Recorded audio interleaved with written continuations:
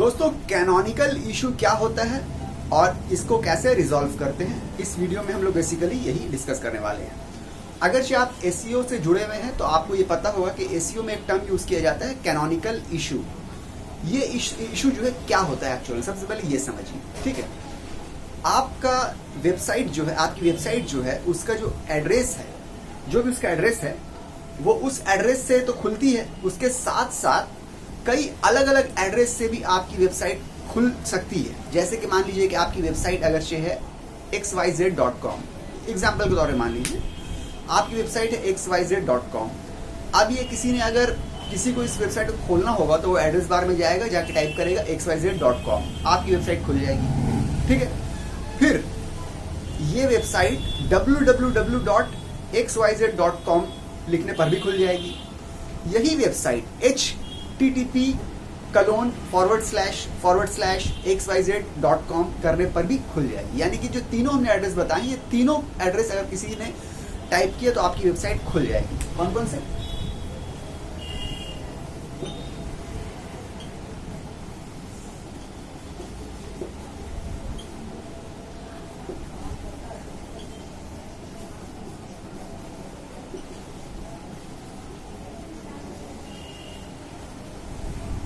ये तीनों में कुछ भी टाइप किया तो वेबसाइट खुल जाएगी। तो आपकी वेबसाइट तो एक ही है, आपकी वेबसाइट का कंटेंट एक है, आपका वो पेज जो पेज एक है, मगर ये तीन अलग अलग यूआरएल से आदमी इसको खोल सकता है, इस तक पहुंच सकता है। ठीक है, तो इंसान के लिए एज ए ह्यूमन बीइंग हम लोग तो समझ जाते हैं कि एक ही वेबसाइट है, हम लोग एक ही पेज में अराइव कर रहे हैं अल्टीमेटली। मगर सर्च इंजन जो है, क्योंकि वो सॉफ्टवेयर से काम करता है, उसके जो बॉट्स होते हैं उनको ये समझ में नहीं आता है कि ये एक ही पेज है। वो समझते हैं कि ये तीनों अलग अलग वेबसाइट है। जैसे कि हमने तीन यहाँ पे यूआरएल बताए हैं, ये तीनों में से कोई यूआरएल अगर टाइप करेगा यूजर आपकी वेबसाइट में आने के लिए, तो बॉट समझेगा या सर्च इंजन समझेगा कि ये तीनों अलग अलग वेबसाइट है। यानी कि ये एक अलग वेबसाइट, ये एक अलग वेबसाइट और ये एक अलग वेबसाइट, ये तीनों अलग अलग वेबसाइट वो समझेगा सर्च इंजन। इससे क्या होगा ना, इससे ये होगा कि सर्च इंजन जब आएगा आपकी वेबसाइट पे, गूगल का जो बॉट आपकी वेबसाइट पे आएगा, वो देखेगा इस वेबसाइट पे भी, इस वेबसाइट पे भी, इस वेब पेज भी, तीनों वेब पेज पे कंटेंट सेम है, मगर यूआरएल या एड्रेस अलग होने की वजह से, क्योंकि उसको एड्रेस अलग नजर आएगा, ये अलग एड्रेस है, ये अलग एड्रेस है, ये अलग एड्रेस है, क्योंकि तीनों अलग एड्रेस है, तो वो ये देखेगा कि अलग अलग एड्रेस पे, अलग अलग वेब पेज पे कंटेंट सेम है, क्योंकि जो लिखा हुआ है, जो उसमें कंटेंट यूज किया है, वो तो सेम ही होगा, क्योंकि एक्चुअली में वो पेज तो सेम है ना। एज ए ह्यूमन हम लोग को पता है कि वो सेम पेज है, मगर सर्च इंजन क्योंकि एड्रेस अलग है, इस वजह से वो कंफ्यूज हो जाएगा। वो समझेगा कि ये तीनों पेज अलग अलग है, मगर तीनों में कंटेंट सेम है। तो यहाँ पे डुप्लीकेट कंटेंट का इशू आ जाएगा, ये कॉपी वाला कंटेंट का इशू आ जाएगा, जो कि एसईओ के पॉइंट ऑफ व्यू से बहुत खराब है। तो यहाँ पे क्या होगा कि आपको रैंकिंग नहीं मिलेगी, आपकी उस पेज को रैंक नहीं करेगा। अल्टीमेटली करेगा क्या गूगल, तीनों पेजेस में से वो किसी भी एक पेज को समझ लेगा कि वो ये पेज मेन है और बाकी दो को वो छोड़ देगा। ठीक है, क्रॉल नहीं करेगा।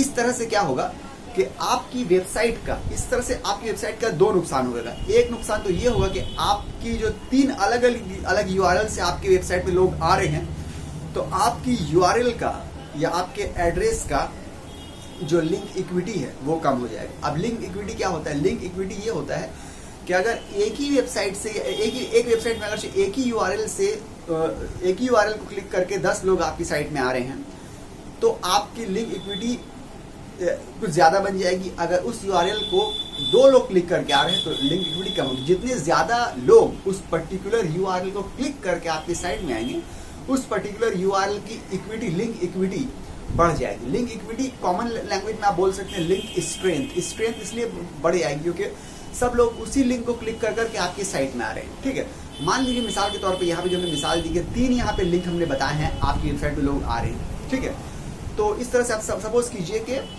10 लोग इस पे क्लिक करके आपकी साइट में आ रहे हैं, 10 लोग इस पे क्लिक करके आ रहे हैं और 10 लोग इस पे क्लिक करके आ रहे हैं। 30 लोग आपकी साइट में आए, 10 अलग अलग तरीके से आए आपकी साइट में, 30 लोग आपकी साइट में। अगर ये 30 किसी एक लिंक से आते हैं तो उस लिंक की लिंक इक्विटी बहुत बढ़ जाती है, और लिंक इक्विटी बढ़ने की वजह से आपकी साइट की स्ट्रेंथ बढ़ जाती, आपकी साइट की ओवरऑल एसईओ बढ़ जाती, ठीक है। और वो लिंक जब आप कहीं पे और यूज करते तो वो वहां पे स्ट्रेंथ अपनी पास करता। लिंक इक्विटी जो है आपकी वेबसाइट की अथॉरिटी बिल्डिंग में बहुत ज्यादा पावर वहां पे वो प्ले करती है, ठीक है। तो लिंक इक्विटी यहाँ पे आपकी मार खा रही है, एक ये हो रहा है। दूसरा ये हो रहा है कि सर्च कंसोल को डेटा जो है वो भी समझ लीजिए एक तरह से कंफ्यूज हो जा रहा है कि मान लीजिए 30 आदमी आपके साइट में आए हैं, तो जो लिंक उसके पास है उस लिंक के जरिए जय आदमी आए हैं वह आदमी को दिखा देगा। मान लीजिए यहाँ पे 30 आदमी आपके साइट में आए हैं, 10 आदमी इससे आए हैं, और अगर यही लिंक आपने, ये वाला लिंक अगर आपने सर्च कंसोल में अपने डाला हुआ है, तो सर्च कंसोल में बैक एंड में जब देखिएगा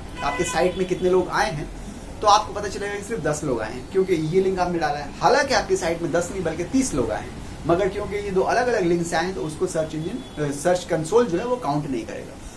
तो इससे क्या होता है कि जितने यूआरएल आपके ज्यादा बनेंगे उतना ज्यादा आपका डुप्लीकेट कंटेंट साइट में माना जाएगा ज्यादा, और उतनी ज्यादा आपकी लिंक इक्विटी जो है मेन यूआरएल की घटेगी, उतना ज्यादा गूगल कंफ्यूज रहेगा कौन सा आपका यूआरएल मेन है।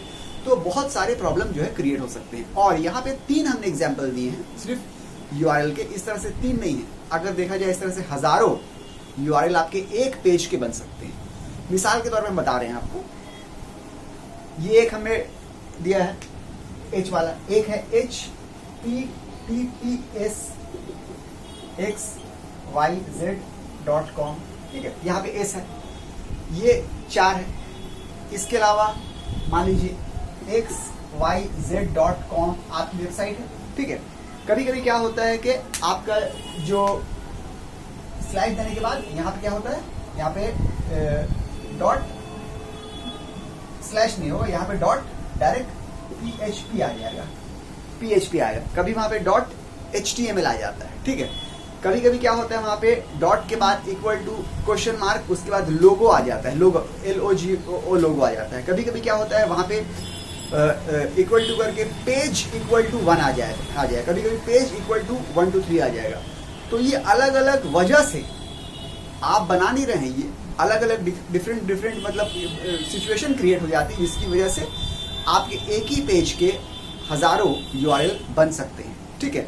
उसको आप ट्रैक भी नहीं कर पाइएगा कितने यूआरएल बन गया। कभी कभी आप देखिएगा कि आपकी अगर कोई ई-कॉम वेबसाइट है, वहाँ पे आप कुछ प्रोडक्ट सेल करते हैं, शर्ट है, पैंट है, कुछ भी है, उसके अलग अलग साइज हैं, तो आप उसी पेज में अगर साइज पे क्लिक कीजिएगा तो यूआरएल जो है वो चेंज हो जाएगा। वहाँ पे size is equal to XL दे देगा या साइज इक्वल टू M दे देगा, यूआरएल चेंज हो रहा है, हालांकि आप उसी पेज में हैं। तो उस पेज में रहते हुए भी अलग अलग यूआरएल क्रिएट हो रहा है। तो गूगल जो है या सर्च इंजन जो है या सर्च इंजन का बॉट जो है, वो जब यूआरएल अलग क्रिएट हुआ तो उस पेज को अलग मान लेगा, मगर कंटेंट सेम होने की वजह से वो कंफ्यूज हो जाएगा, ये सेम कंटेंट क्यों है अलग अलग यूआरएल में। तो ये समझ लीजिए यहाँ पे वो कॉपी कंटेंट समझ जाएगा इसको, ठीक है, जो कि बहुत गलत है। तो ये तो प्रॉब्लम थी, ये हमने आपको ओवरव्यू हल्का सा दिया कि ये क्या प्रॉब्लम थी। हालांकि जितने भी यूआरएल हैं सबको क्लिक करने के बाद इंसान लोग आ रहे हैं आपके मेन पेज पे, ठीक है, जो आपका पेज है उसी पे आ रहे हैं इंसान। तो अभी इस प्रॉब्लम को सॉल्व कैसे किया जाए? इस प्रॉब्लम को सॉल्व करने का तरीका ये नहीं है कि आप ढूंढ के कौन कौन से पेज आपके क्रिएट हुए हैं उसको आप कुछ करिए या उसको आप डिलीट कीजिए, वो आप डिलीट नहीं कर पाइएगा और ना ढूंढ पाइएगा कितने पेज आपको ऑलरेडी क्रिएट हो चुके हैं। उसका सेम तरीका ये है, सबसे सिंपल तरीका ये है कि एक लाइन ऑफ कोड है, एक कोड का स्निपेट है, उसको अपने पेज में, जो आप पेज बना रहे हैं, तो अपने कोडर को बोलिए कि उस पेज में इस लाइन को आप यूज कर दीजिए बॉडी में कहीं पे भी, ठीक है। उससे क्या होगा कि गूगल को पता चल जाएगा कि ये जो लाइन आपने इस्तेमाल किया है उस लाइन को इस्तेमाल कीजिएगा, उसके अंदर आप जो अपना मेन यूआरएल जो आप रखना चाहते हैं वो यूआरएल रख दीजिए। मान लीजिए इतने यूआरएल हैं, इसमें आपको एक चुनना पड़ेगा कि आप कौन सा यूआरएल चाह रहे हैं कि आपका मेन माना जाए।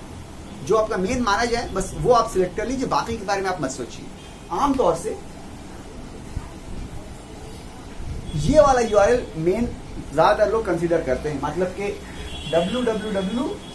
https ये एस रहेगा, उसके बाद ये पूरा रहेगा और यहाँ पे फॉरवर्ड स्लैश के साथ इस यूआरएल को आमतौर से ज्यादातर लोग कंसीडर करते हैं कि ये मेन यूआरएल हो सकता है। इसको आप मेन पकड़ सकते हैं, चाहे तो आप दूसरा यूआरएल मान सकते हैं, मगर इसको ज्यादातर लोग कंसीडर करते हैं मेन। इस यूआरएल को आप जो है उस कोड में इंसर्ट कर दीजिए और उस कोड को अपने पेज में लगा दीजिए। आप उससे क्या होगा कि गूगल को, सर्च इंजन को, बॉट को पता चल जाएगा कि यही वाला यूआरएल मेन है इस पेज के लिए। बाकी जितने यूआरएल इस पेज में आ रहे हैं सब जो है समझ लीजिए कोई इंपॉर्टेंट नहीं रख रहे हैं, या सेकेंडरी है या जो भी है, मेन यही वाला है, तो इसी को हमको लेके चलना है। ठीक है, ये हो गया। अब क्या कोड है? कोड है लिंक रेल